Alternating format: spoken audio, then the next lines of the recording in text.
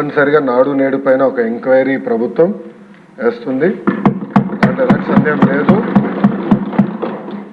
Agreements ఏంటి, గతంలో ఎవరికి ఇచ్చారు ఈ వర్క్లు, ఎందుకు పనులు సరిగా జరగలేదు, నాసరికైన పనులు జరిగిననేది పేపర్లో కూడా గతంలో వచ్చింది. దానిపైన తప్పనిసరిగా ఎంక్వైరీ చేస్తాం.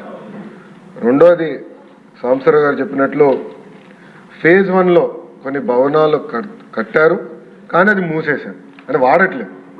ఏకంగా స్కూల్స్నే మూసేసే పరిస్థితికి వచ్చారు. తెలుగుదేశం, జనసేన, భారతీయ జనతా పార్టీ విధానం ఒకటి. ప్రభుత్వ పాఠశాలల్ని మేము బలోపేతం చేస్తాం. ప్రైవేట్ పాఠశాలలకి ధీటుగా ప్రభుత్వ పాఠశాలలు తీర్చిదిద్దాలనేది మా లక్ష్యం. అందుకే చంద్రబాబు నాయుడు గారి నాయకత్వంతో మెగా డిఎస్సి కూడా ప్రకటించాం. ఉపాధ్యాయుల పోస్టులు కూడా భర్తీ చేస్తున్నాం.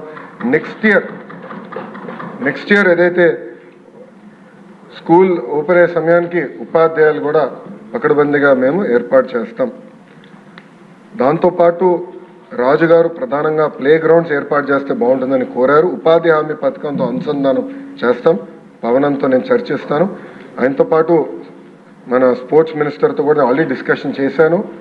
ఇంటర్ స్కూల్ కాంపిటీషన్ ఎట్లా పెట్టాలి, ఇంటర్ డిస్ట్రిక్ట్ కాంపిటీషన్స్ ఎట్లా ఏర్పాటు చేయాలి, కేవలం స్పోర్ట్సే కాదు ఆర్ట్స్ అండ్ క్రాఫ్ట్స్ని ఎట్లా ప్రోత్సహించాలి అని దానిపైన మేము కూడా డిస్కస్ చేస్తున్నాం.